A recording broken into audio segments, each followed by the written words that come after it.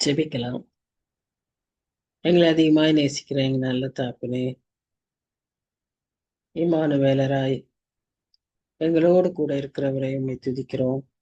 எபினேசராய் எங்களை மட்டும் நடத்தி வந்தவரை உம்மை துதிக்கிறோம், ஸ்தோத்திரிக்கிறோம்.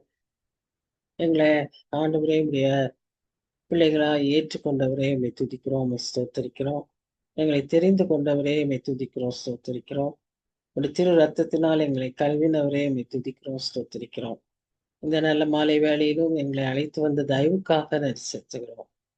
சுவாமி, நாங்கள் இந்த நேரத்தில் நம்முடைய வசனங்களை தியானிக்கும்படியாக ஆண்டவரே எங்களுக்கு நீர் கொடுத்திருக்கிற இந்த நேரத்துக்காக, தந்திருக்கிற இந்த நல்ல டெக்னாலஜிக்காக நாங்கள் நன்றியோடு உம்மை துதிக்கிறோம். தூரத்துக்கும் சமீபத்துக்கும் உள்ள தேவன், எங்கிருந்தாலும் நாங்கள் ஆண்டவரே உடைய பாதத்துல வந்து சேர எங்களுக்கு உதவி செய்கிறீர், ஐக்கியப்பட கிருபை பாராட்டுகிறீர். நன்றியோடு உம்மை துதிக்கிறோம், உம்மை ஸ்தோத்திரிக்கிறோம். இந்த நல்ல வேளையிலும் கூட சுவாமி, நாங்க தியானிக்க இருக்கிற இந்த தீர்க்கதரிசன புத்தகத்தை, அதில் இருக்கிற வசனங்களை எங்களுக்கு விளக்கித்தாரோம். ஆவியானவர் எங்களுக்கு உதவி செய்யும். இது எங்களால் உண்டானது அல்ல சுவாமி. எங்களுக்கு ஒன்றும் தெரியாது, ஒன்றும் முடியாது. நீர்தான் எங்களை பலப்படுத்தி சுவாமி இந்த வேளையில எங்களுக்கு ஒவ்வொருவருக்கும் பிரத்யேகமாய் கற்றுக் கொடுக்க உண்மையை நோக்கி பார்க்கிறோம். எங்களை ஆசீர்வதியும், குடும்பத்திலையும் ஆண்டவரே எங்களுடைய இந்த ஃபெலோஷிப்ல இருக்கிற ஒவ்வொருவருடைய பல பல சூழ்நிலைகளிலும் நீர் எங்களுக்கு போதுமானவராய் இருந்து வழி நடத்துகிறவராய் இருந்து காத்துக் கொள்கிறதற்காக நன்றியோடு உம்மை துதிக்கிறோம், ஸ்தோத்திரிக்கிறோம்.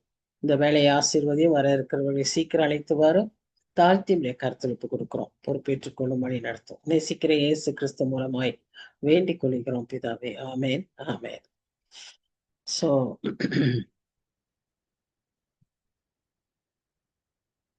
welcome everyone for this evening study. கர்த்தருடைய பரிசுத்த நாமத்தினாலே உங்களை வாழ்த்துகிறேன். நாம இந்த ஏசாயாவின் தீர்க்க தரிசன புத்தகத்தை தியானித்துக் கொண்டிருக்கிறோம். நாம் அறிந்தபடி முதல் 11 12 அதிகாரங்களும் கூட நாம் எதை குறித்து வாசிக்கிறோம் என்று பார்த்தோமானால் இஸ்ரேல் ஜனங்களுடைய பாவ நிலைமையையும் அதற்கு தேவன் தருகிற எச்சரிப்புகள், தண்டனைகள், இதை குறித்து நாம் முதல் 11 அதிகாரத்துல வாசிக்கிறோம். 12ஆம் அதிகாரம் நாம ஆண்டவரை துதிக்கும்படியான ஒரு அதிகாரமா இருந்தது என்று சொல்லி பார்க்கிறோம்.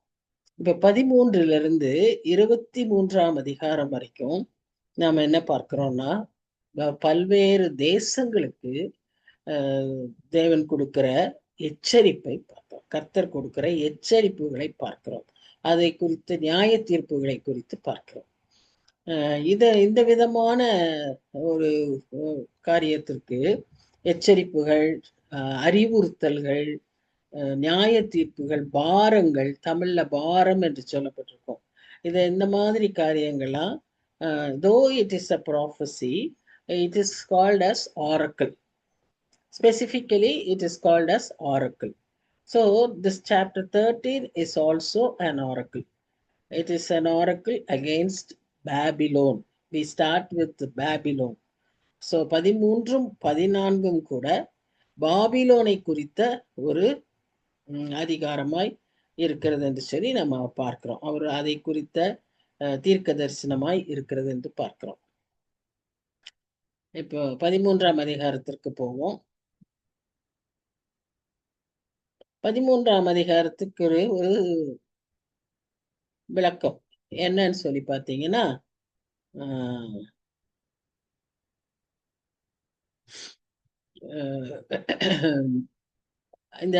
இந்த அதிகாரத்தை என்னவென்று ஒரு தலைப்பாய் கொடுக்கலாம் என்றால், one who holds the future. Because he lives, because he holds my future, I can face tomorrow, whatever may be our problems. என்னவா இருந்தாலும், ஒருவேளை நமக்கு நெருங்கினவர்கள் இல்லாத சூழ்நிலையா இருந்தாலும், he holds the future, and so we are able to face the tomorrows.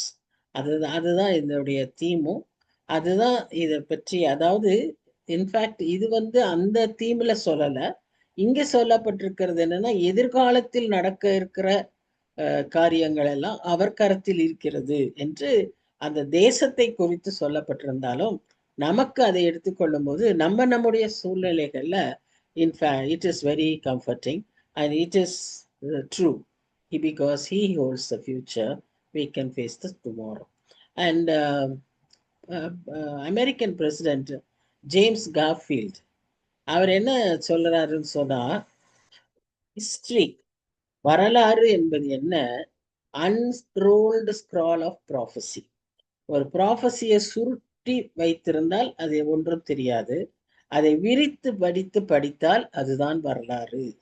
ஒரு தீர்க்க தரிசனத்தை விரித்து படிக்கும்போது அதுதான் வரலாறு என்று சொல்லி அந்த ஒரு பெரிய அறிஞராய் அவர் நிறைய புத்தகத்தை படித்திருக்கிறார், எழுதியிருக்கிறார். ஆனால் அவர் அமெரிக்கன் பிரசிடென்ட், அவர் தான் இதை எழுதியிருக்கிறார். சரி, இந்த அதிகாரம் நாம் பார்த்தபடி பாபிலோனை குறித்த அதிகாரம். இந்த அதிகாரத்துல எந்த தேசத்தை குறித்து ஒரு எச்சரிப்பு வருகிறது என்று சொல்லி பார்த்தீங்கன்னா, பாபிலோனை குறித்தது. அது ஏசாயாவுக்கு ஒரு பாரமாய் இருந்தது. ஏன்னா செய்திகளை கேட்கும் போது அவருக்கு மிகுந்த பாரம் உண்டாயிற்று. அதை அவர் அறிவிக்க வேண்டும் என்கிற பாரத்தோடு இந்த அதிகாரத்தை எழுதியிருக்கிறார். இந்த பாபிலோன் என்பது ஏசாயா நாட்களிலே ஒரு சின்ன நகரம், ஒரு ஸ்மால் சிட்டி. ஆனா பின் நாட்களிலேயே ஒரு சில நூற்றாண்டுகளுக்கு அப்புறமாக அந்த நாடு ஒரு பெரிய தேசமாய் மாறியது. அது விரிந்து பறந்து அநேக ராஜ்யங்களை தனக்குள்ளாக்கி கொண்டது. ஒரு வியக்கத்தக்க விதமாக அது வளர்ந்தது. பின்பு அது அழிந்தும் போனது. ஆனால் அந்த பாபிலோனிய spirit will exist even in the last days என்று சொல்லி நம்ம வெளிப்படுத்தல் விசேஷத்துல பார்க்கிறோம். வெளிப்படுத்தல் விசேஷம் 17, 18 அதிகாரங்கள்ல நம்ம பார்க்கும்போது அந்த ஆவி, அந்த நகரம், அந்த நகரத்தில் இருந்த ஆவி, அதாவது என்னது? அது self proclaimed god of Babylon, தங்களையே கடவுளாய் மாற்றிக்கொள்வது, தாங்களே கடவுள் என்கிற ஒரு மமதை, அகங்காரம், கடவுளுக்கு மீறி நாம் இருப்போம் என்று சொல்லக்கூடிய ஒரு ஆசை, நிம்ரோத் என்கிற மனிதனை ஆரம்பித்தது அது. அவர் தான் அந்த பாபிலோன் என்கிற நகரத்திற்கு கட்ட ஆரம்பித்தார். முதல்ல அவர் தான் அதற்கு ஒரு வித்திட்டார். அவர் யார் என்று சொல்லி ஆதியாகமம் 11ஆம் அதிகாரத்துல பார்க்கிறோம். அன்றைக்கு பூமி எங்கும் ஒரே பாஷையா இருந்துச்சு, ஒரே ஜனமா இருந்தது. ஆனா இவர் என்ன பண்ணாரு? எல்லாரையும் ஒன்று சேர்த்து நாம் நமக்கென்று ஒரு நகரத்தை கட்டுவோம் என்று கட்டின நகரம் தான் பாபிலோன். அதை அப்படியே கட்டி கட்டி கட்டி எப்படி கட்டினாரு? ஒரு பெரிய டவர் மாதிரி கட்டி, நாம் வானத்துக்கும் மேலே போவோம், அதாவது கடவுளுக்கும் மேல போகணுங்கிற ஒரு ஆசை. அதுதான் செல்ஃப் ப்ரொக்ளைம்டு காட், தன்னையே கடவுளாக்கி கொள்கிற எண்ணம். அந்த அந்த விதத்துல கட்டப்பட்ட நகரம் தான் பாபிலோன். அந்த நகரத்தை குறித்து தான் இங்க கொடுக்கிற எச்சரிப்பு. ஆனா அந்த நகரத்தை, அந்த விதமான அந்த எண்ணங்கள் தான் என்னவா இருந்துச்சா?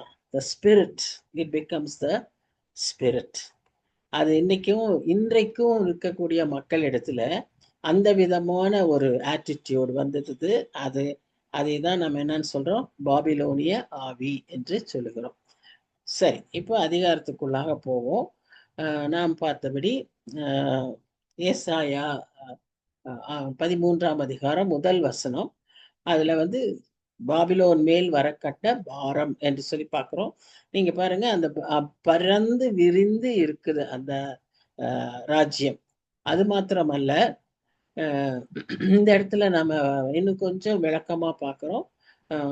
திரும்பவுமாய் ஏசாயா யார் என்பதை விளக்கி சொல்கிறதை பார்க்கிறோம். ஆமோத்சின் குமாரனாகிய ஏசாயா. அடுத்து இந்த பாரத்தை அவர் பகிர்ந்து கொள்ளும் போது நான் சொன்னேன், பாபிலோன் ஒரு சிறு நகரமாய் இருந்தது.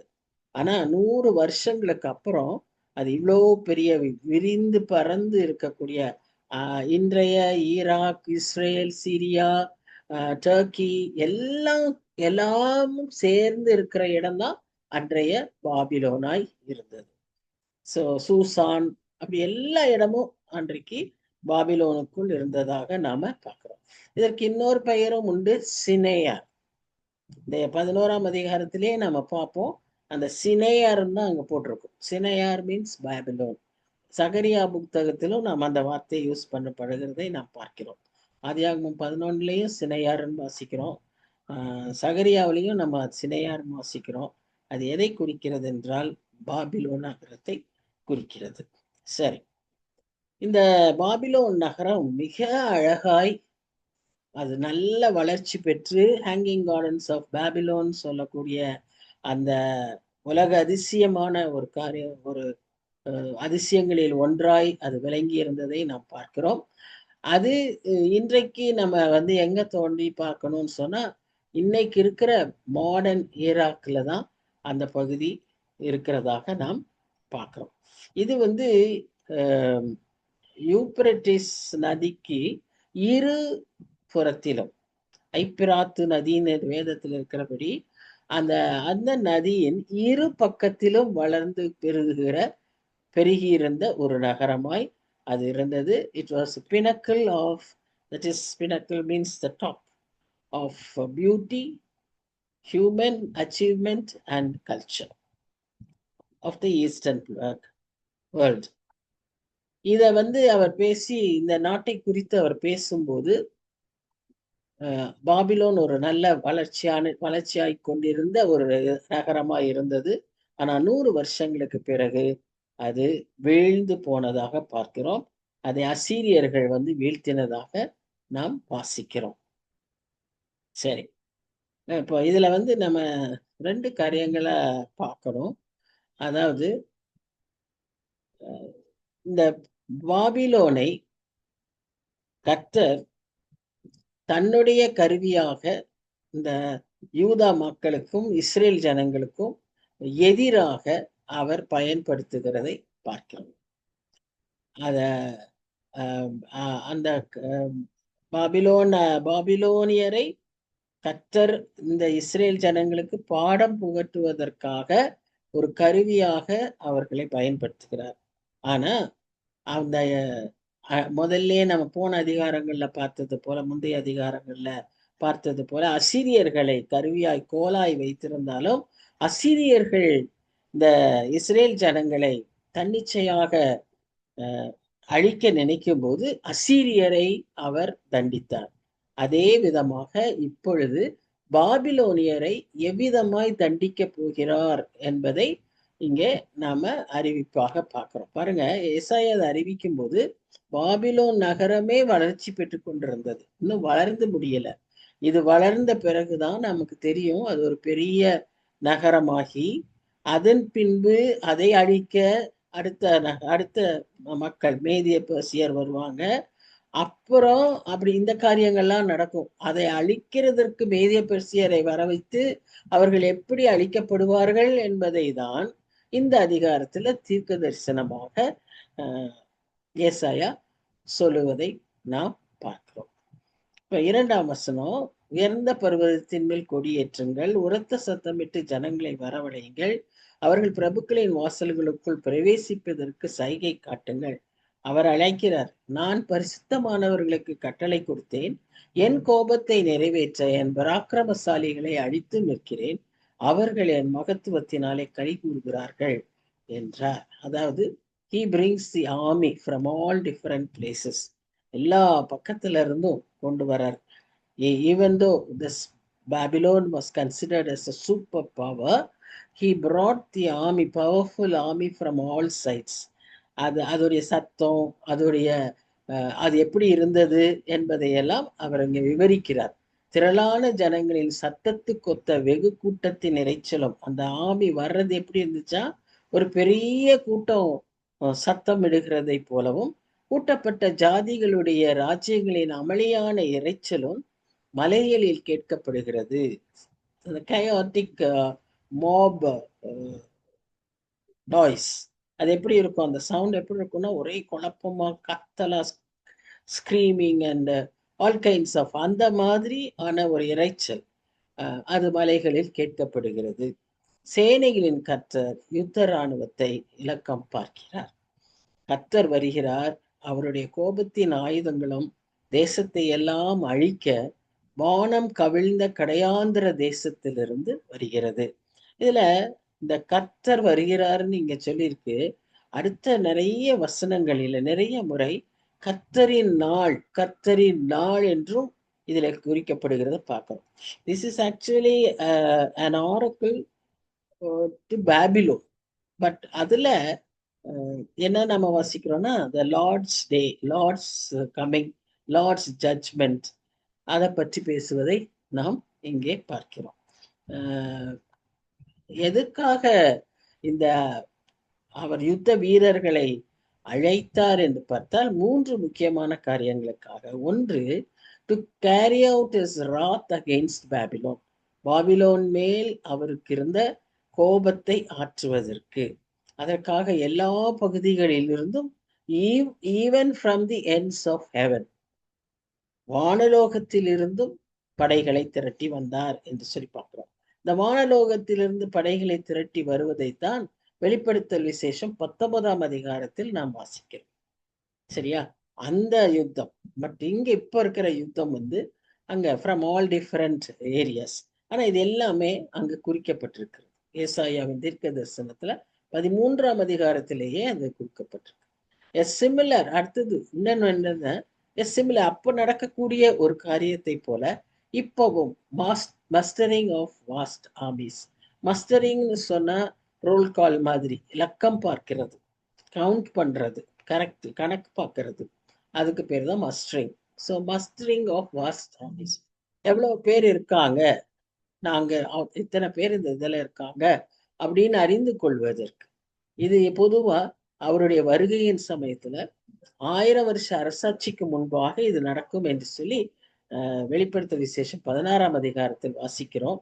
அதை இப்பொழுதே அந்த இமீடியட் ஃபியூச்சர்ல நடந்ததாகவும் இனி நடக்க போவதாகவும் யார் சொல்றார்? ஏசாயா சொல்லுகிறார். மூன்றாவதாக, எல்லாவற்றையும் அழிக்கத்தக்கதாக எல்லா பக்கத்திலிருந்து ஆமிய அவர் சேர்த்துகிறார். இதுதான் 3 முக்கியமான நோக்கம். 6ஆம் வசனத்துல பாருங்க என்ன சொல்றாருன்னா, அலறுங்கள், கர்த்தரின் நாள் சமீபமாய் இருக்கிறது.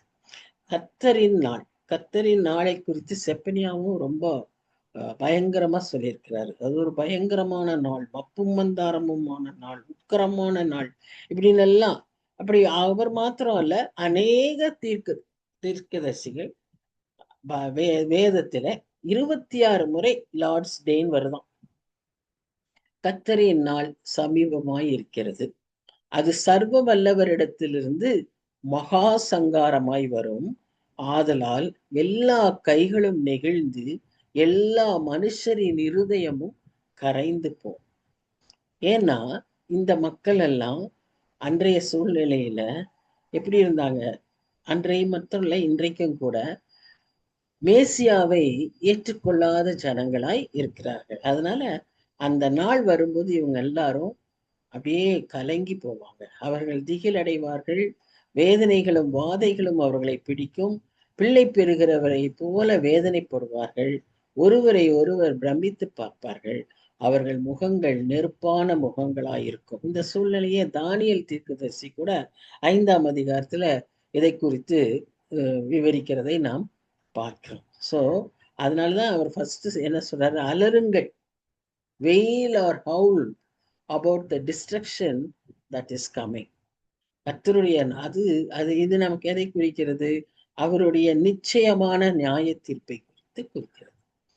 அவர் கட்டாயம் நம்மை நியாயம் தீர்ப்பார், இந்த உலகத்தை அவர் நியாயம் தீர்ப்பார் அப்படிங்கிறதுக்கு தான் அது அடையாளம், அது எச்சரிப்பு.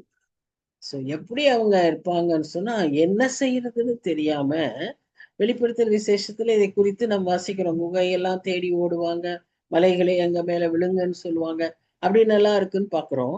இந்த இடத்துல அதுக்கு எத்தனையோ ஆண்டுகளுக்கு முன்பாக, எத்தனையோ 3000 ஆண்டுகளுக்கு முன்பாக ஏசாயா என்ன சொல்றாருன்னா, அவங்க ஒருத்தர் பார்ப்பாங்க, என்ன செய்யறதுன்னு தெரியாது, அவங்க கைகள் எல்லாம் அப்படியே மெல்ட் ஆகி போகிற மாதிரி they would be in such a condition அப்படின்னு சொல்றத நாம பார்க்கிறோம்.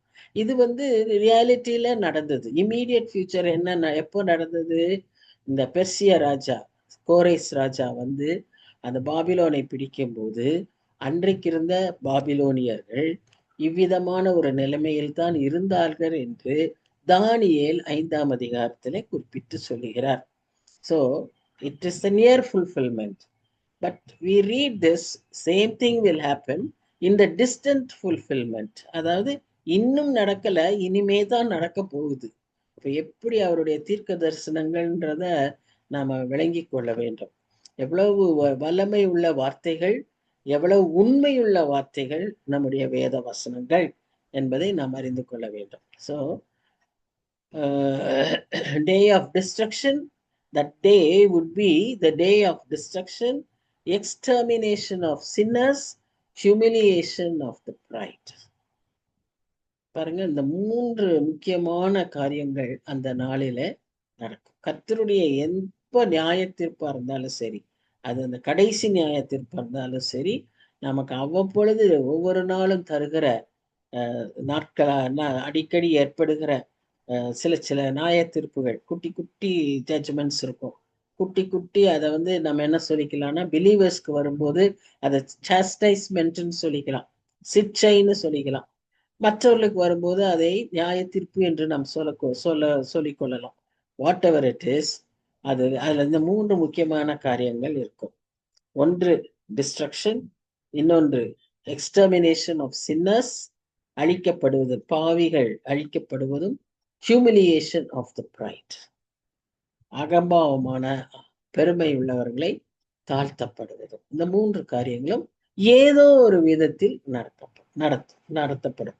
எக்ஸ்டர்மினேஷன் ஆஃப் சின்னர்ஸ் சொல்லும் போது அது பாவிகளை அழிப்பதற்காக கர்த்தர் வரல, ஆனா வேற வழி இல்லைன்னா அவங்க ரிஜெக்ட் பண்ணும்போது அழிக்கத்தான் பண்ணுவாங்க, அழிக்கத்தான் பண்ணணும். So this would cause the people to be in their extreme distress. பொதுவா கற்ப வேதனையைத்தான் உலகிலேயே மிகப்பெரிய வேதனை என்று சொல்லுகிறார்கள். அதை விட வேதனைகள்லாம் இருக்குமோ என்னமோ தெரியல, இருக்கலாம். அப்படி இருக்கக்கூடிய வேதனை, அந்த அளவுக்கு இருக்கக்கூடிய வேதனையை வேதனையாய் இருக்கும் என்று நாம் இங்க வாசிக்கிறோம். நாட்களிலே மக்கள் அவ்விதமாய் தவித்து போவார்கள். 6ஆம் வசனத்தை கர்த்தருடைய நாள்னு பார்த்தோம். இப்போ 9ஆம் வசனத்திலும் கர்த்தருடைய நாள் என்று பார்க்கிறோம். தேசத்தை பாழாக்கி அதன் பாவிகளை அதிலிருந்து அழிப்பதற்காக கர்த்தருடைய நாள். பார்த்தீங்களா, அந்த பாவிகளை அழிப்பதற்காக, the wicked will be destroyed. இது நமக்கு ஒரு ஆறுதலா தான் இருக்கு ஒரு பக்கத்துல. ஏன்னு சொன்னா, இதுக்கு முடிவே இல்லையா, இந்த விதமான அநியாயத்தை கேட்க ஆளே இல்லையான்னு நம்ம தவிக்கிற பல சமயங்கள் உண்டு இல்லையா?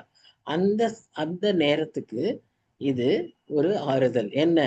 பாவிகளை அழிப்பதற்காக கர்த்தருடைய நாள் கடூரமும் மூர்க்கமும் உக்கிர கோபமுமாய் வருகிறது. இந்த திட்டத்துல இருக்கிற சூழ்நிலையில தான் கிறிஸ்துவின் பலி, கிறிஸ்துவின் தியாகம் அப்படியே அதை மாற்றி அவர்களையும் நேசிக்கவும் அவர்களும் இந்த ரட்சிப்புக்குள் வரவும் வழியை உண்டாக்கியது. இதுதான் அந்த magnificence of the salvation that was received from the cross by the sacrifice of our Lord and Savior Jesus Christ.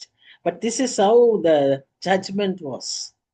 கடூரமும் மூர்க்கமும் உக்கிர கோபமுமாய் வருகிறது.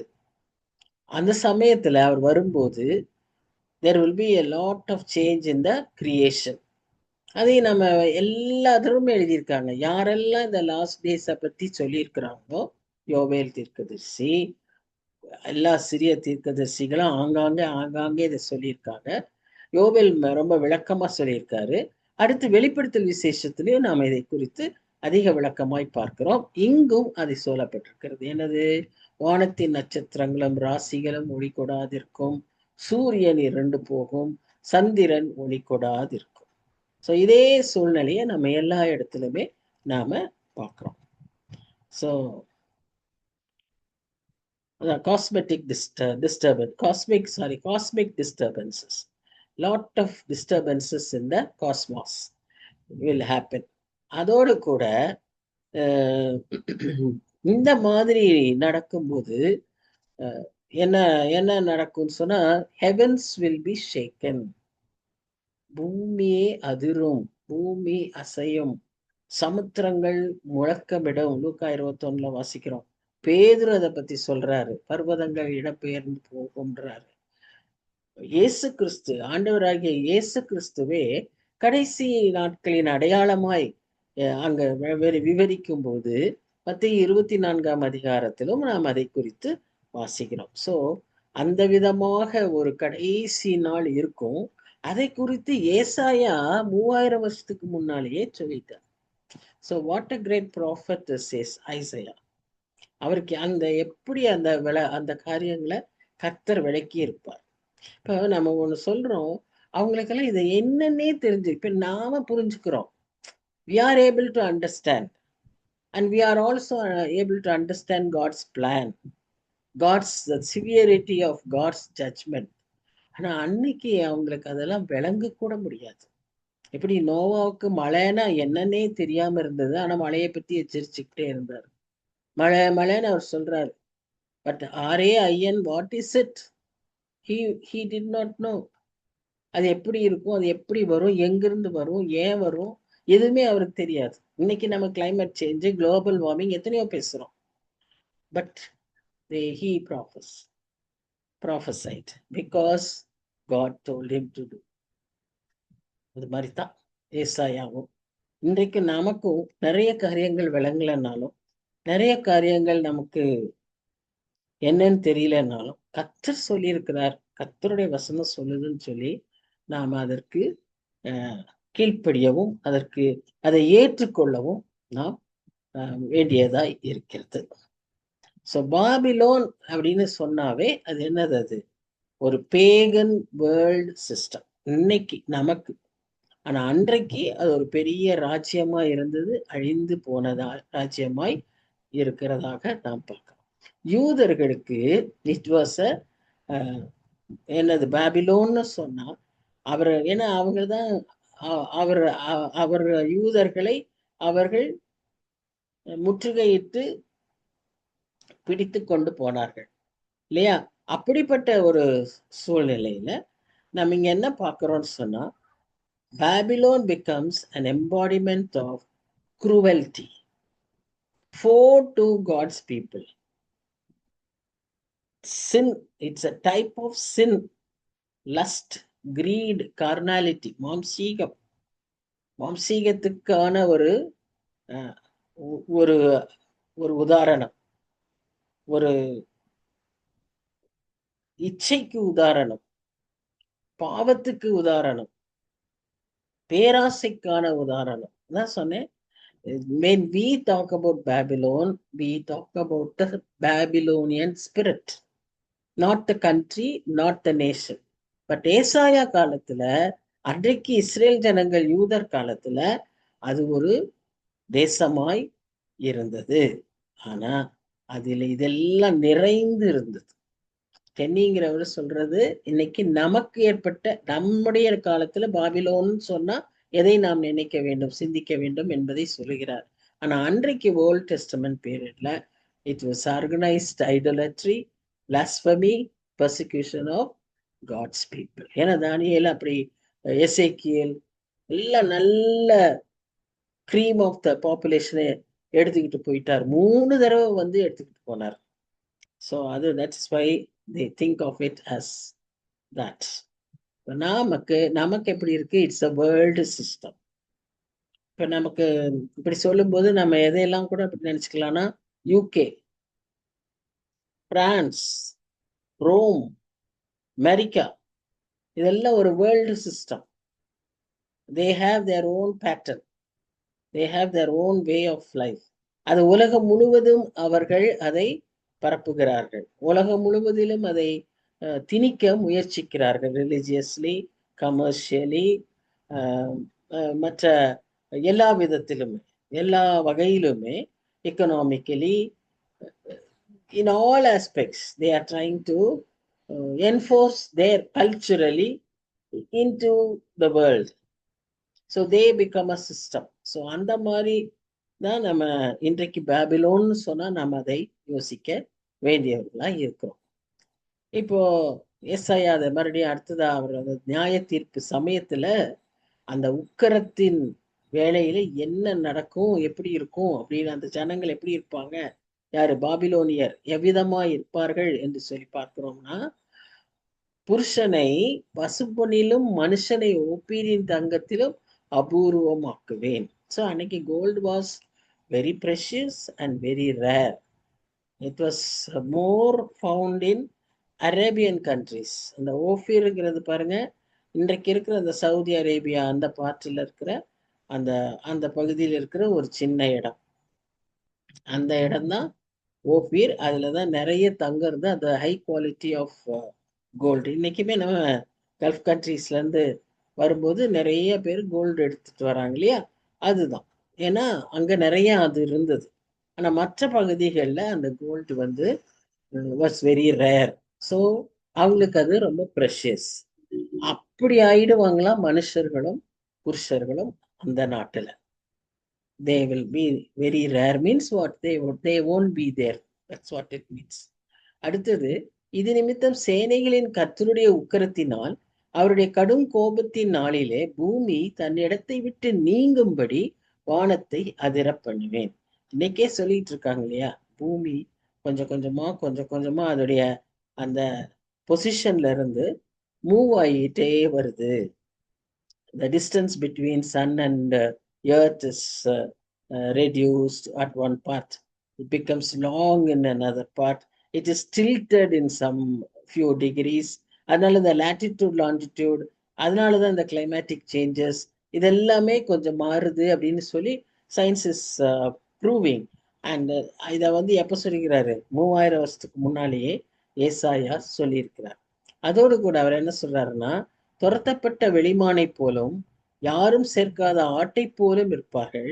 அவரவர் தங்கள் ஜனத்தண்டைக்கு போக முகத்தை திருப்பி அவரவர் தங்கள் தேசத்துக்கு ஓடி போவார்கள்.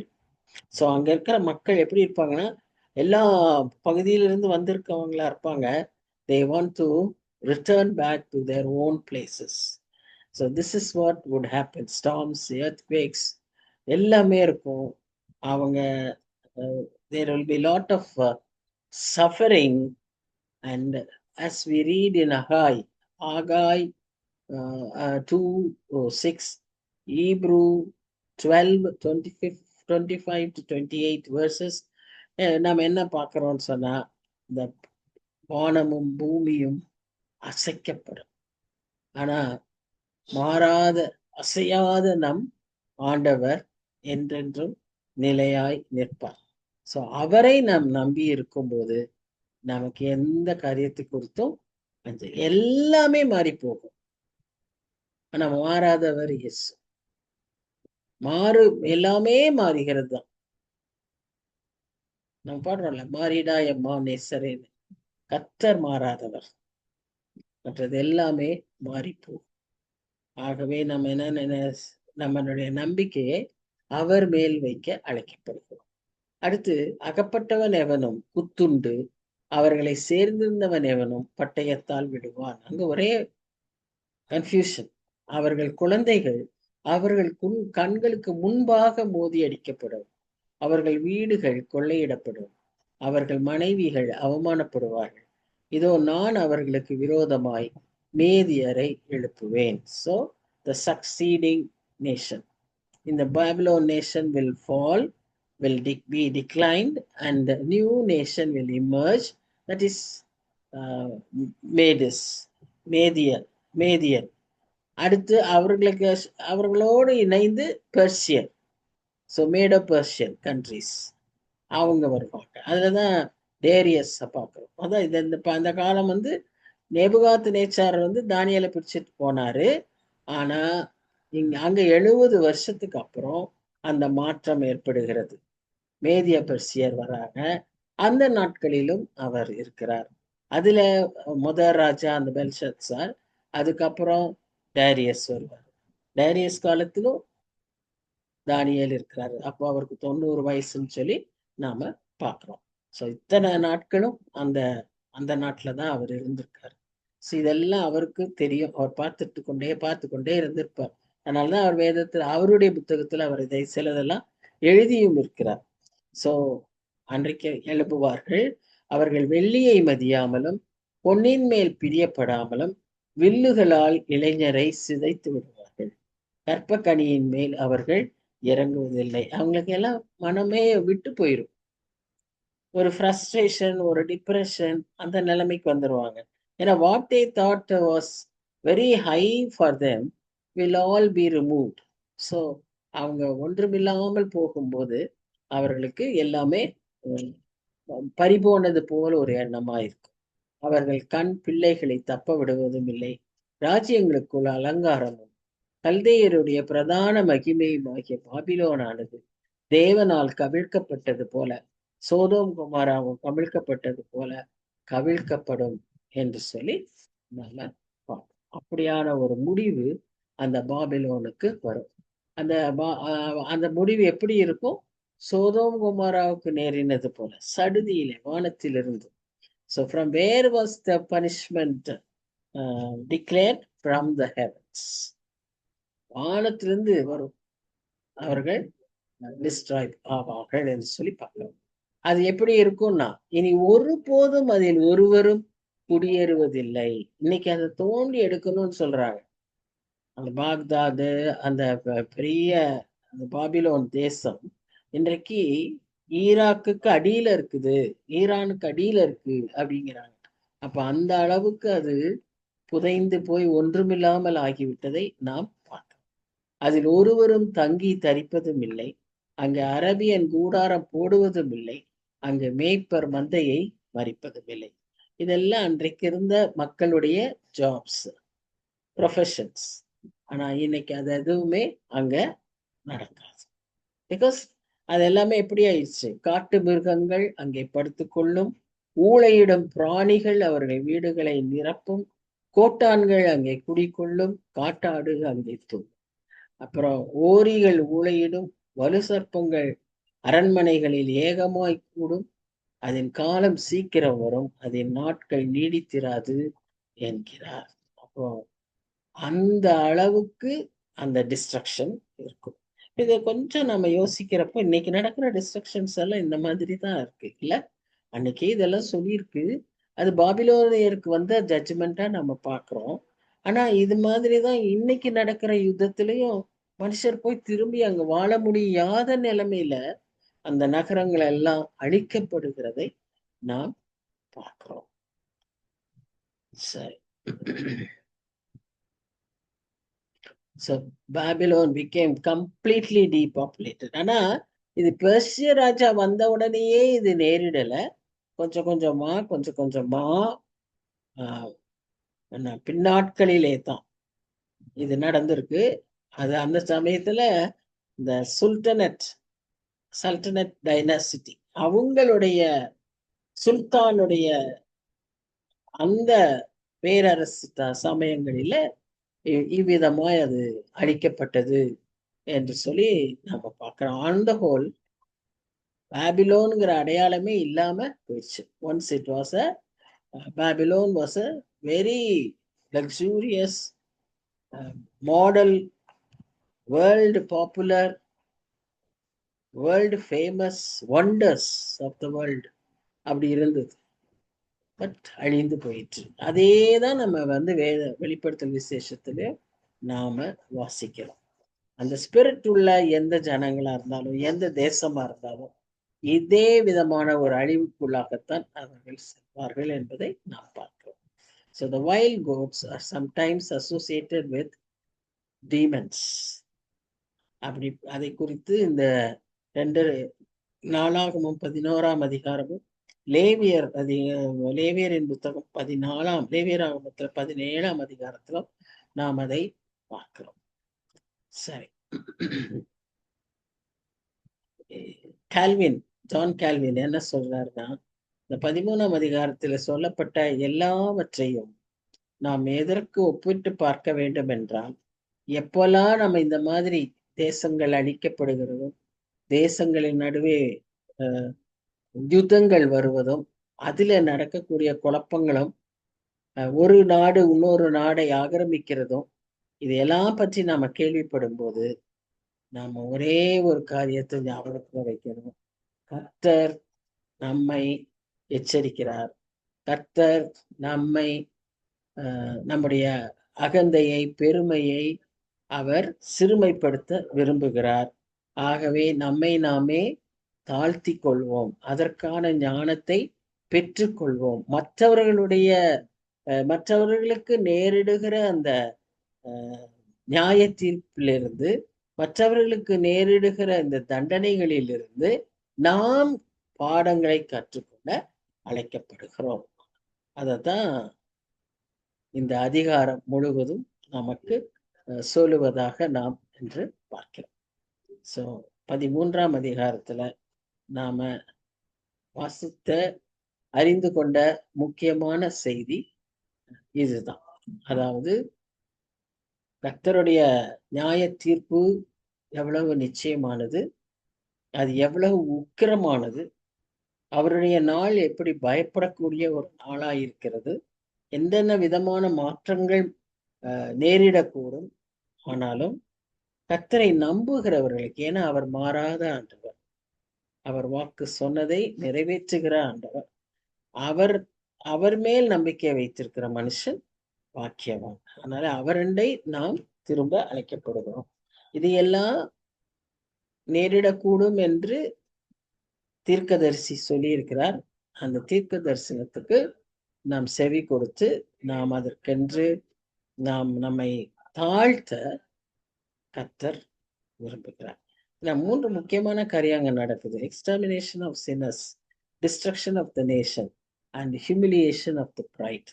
இது 2 பெருசு, பெரிய பெரிய காரியம். ஆனா அந்த ஹியூமிலியேஷன் ஆஃப் த பிரைடும் அதுல வருது. அதுவும் அவ்வளவு பெரிய காரியமாய் கர்த்தர் பார்க்கிறார். ஸோ அதுக்கு நம்ம நாட்கள்ல இந்த சூழ்நிலைகள்ல இதுல நாம எதுல ஃபிட் ஆகிறோம் அப்படிங்கிறத நம்ம யோசிக்கணும். நமக்கு எப்பவுமே நமக்கு இருக்கக்கூடிய something that is personal. So when we take a personal note, it is the humility that is warranted. I mean, that is needed. So let us humble ourselves and let us pray to God that we will have this humility, which is very essential, especially in these last days. God was humble. He was a pinnacle of humility. அவர் அவ்வளவு தன்னை தாழ்த்தினார் என்பதை நாம் அறிந்திருக்கிறோம். அந்த விதமாக நம்மை தாழ்த்த நாம் இந்த நாட்களில முயற்சி எடுப்போம். தாழ்மைங்கிறது அவ்வளவு சுலபம் இல்லை. தாழ்மைங்கிறது எவ்வளவு கடினம் என்பதை நாம் அறிந்திருக்கிறோம். அதற்கு கீழ்ப்படிதல் வேண்டும், அதற்கு விட்டு கொடுத்தல் வேண்டும், அதற்கு தியாகம் வேண்டும். அதற்கு நாம ஆக்சுவலா ஒரு வாலண்டியரா செய்யறதுக்கான ஒரு முந்தி செய்யக்கூடிய ஒரு இது வேணுமா, ஒரு விருப்பம் வேண்டும். இதையெல்லாம் பெற்றுக்கொள்றதுக்கு நமக்கு ஞானம் வேணும், கர்த்தருடைய கிருபை வேண்டும். அதனால்தான் அவர் சொல்றாரு, என்கிட்ட வந்து கற்றுக்கொள்ளுங்கள். மனத்தாழ்மையா இருக்கிறது அவர்கிட்ட கற்றுக்கலாம். சாந்தமா இருக்கிறதுக்கு அவர்கிட்ட தான் கற்றுக்கொள்ளணும். ஸோ அதை நாம் அவரிடத்துல பெற்றுக்கொள்ளும் போது நாம் அப்படிப்பட்டவர்களாய் மாறுவோம். சரி, செபிக்கலாம். நல்ல ஆண்டவரே, இந்த 13ஆம் அதிகாரத்தின் வசனங்களின் மூலமாக எங்களோடு நீர் பேசின கிருபைக்காக நன்றி சுவாமி. நீர் எங்களை எவ்வளவாய் நேசிக்கிறீர். இந்த கடைசி நாட்களில நீர் எல்லாவற்றையும் எவ்வளவு ஆணித்தரமாக உம்முடைய காரியங்கள் நிச்சயமாக இருக்கிறதை நாங்கள் அறிந்து உணர்ந்து, தாப்பனே, நாங்க நன்றியோடு உம்மை துதிக்கிறோம் சுவாமி, ஸ்தோத்திரிக்கிறோம். நாங்கள் எவ்வளவு பாக்கியம் பெற்றவர்கள். எங்களுக்கு இதையெல்லாம் நீர் அறிவிக்கவும், நாங்கள் வணங்கிக் கொள்ளவும், ஆண்டவரே, நாங்கள் இதை மற்றவர்களுக்கு போய் சொல்லவும் எங்களுக்கு வாய்ப்புகளையும் சந்தர்ப்பங்களையும் நீர் தருகிறபடியினால் நன்றியோடு துதிக்கிறோம், ஸ்தோத்தரிக்கிறோம். தப்பனே, எங்களை நம்புகிறீர், எங்களை நீர் ஆண்டவரை உருவாக்குகிறீர், வணைகிறீர், பயன்படுத்துகிறீர். இதற்காய் நன்றியோடு துதிக்கிறோம் சுவாமி. இந்த வசனங்கள் எல்லாம் நாங்க கற்றுக்கொண்ட அந்த பெருமையான, அகந்தையான, உமக்கு மேலாக சிந்திக்கக்கூடிய சிந்தனைகள் எங்களிலும் எப்பொழுதாவது இருந்தால் தோன்றாதபடிக்கு சுவாமி வருகிற நாட்களில ஜாக்கிரதை உள்ளவர்களாய் நாங்கள் இருக்க எங்களுக்கு கிருபத்தாரும். Nothing is nothing in us is bigger than you Lord. நீர்தான் எல்லாவற்றுக்கும் மேலானவர், எல்லாவற்றிலும் எல்லாமுமாய் இருப்பவர், எல்லாவற்றையும் படைத்தவர். ஆண்டவரே, இது நாங்க எப்பொழுதும் நாங்க நினைவு கொள்ள உதவி செய்யும். உமக்கு ஒப்பானவர் ஒருவரும் இல்லை என்பதை நாங்கள் அறிந்து கொள்ளவும் எப்பொழுதும் நினைவு கொள்ளவும் உதவி செய்யும். எங்களை உயர்த்தாதபடிக்கு, எங்களை நாங்களே பெரிதாய் எண்ணிக்கொள்ளாதபடிக்கு ஆண்டவரே எங்களை காத்துக்கொள்வோம் சுவாமி. உமக்கு முன்பாகவும் பிறருக்கு முன்பாகவும் உண்மையாகவும் உள்ளத்துல தாழ்மையை அணிந்து கொள்ள தாழ்மையாய் இருக்க எங்களுக்கு உதவி செய்யும். நீர் காத்துக்கொள்ளும். வந்திருக்கிற ஒவ்வொருவரையும் பேர் பேராய் ஆசீர்வதியும், தேவைகளை சந்தியும். தந்திருக்கிற நல்ல சுகம் பலனுக்காக நன்றி ஆண்டவரே. இருக்கக்கூடிய பிரச்சனைகளை உடைய பாதத்தில் வைக்கிறோம். ஒவ்வொருவருக்கும் ஏதோ ஒரு விதத்துல we have our own needs, Lord. We have our own problems, our own sufferings. We bring everything into your presence. நீங்க தான் எல்லாவற்றையும் ஆசீர்வதித்து அதற்கான சொல்யூஷனை கொடுக்கக்கூடிய வல்லமையுள்ள தேவனாய் நீர் இருக்கிறீர் சுவாமி. நீர் மகத்துவம் உள்ளவர், மாட்சிமை நிறைந்தவர். உம்மாலே கூடாத காரியம் ஒன்றும் இல்லை என்பதை அறிந்திருக்கிறோம். எங்களுடைய பிரச்சனைகளை, கவலைகளை உங்களுடைய பாதத்துல வைக்கிறோம். நீர் ஆண்டவரே அதற்கான தீர்வுகளை தரும்படியாய் ஜெபிக்கிறோம். தாழ்த்தி ஒப்பு கொடுக்கிறோம், பொறுப்பேற்றுக்கொள்ளும். நேசிக்கிற இயேசு கிறிஸ்துவின் மூலமாய் வேண்டிக் கொள்கிற பிதாவே, ஆமேன், ஆமேன். So thank you everyone. God bless you all. Thank you, ma'am. Thank you, ma'am. Thank you, Annie. Thank you.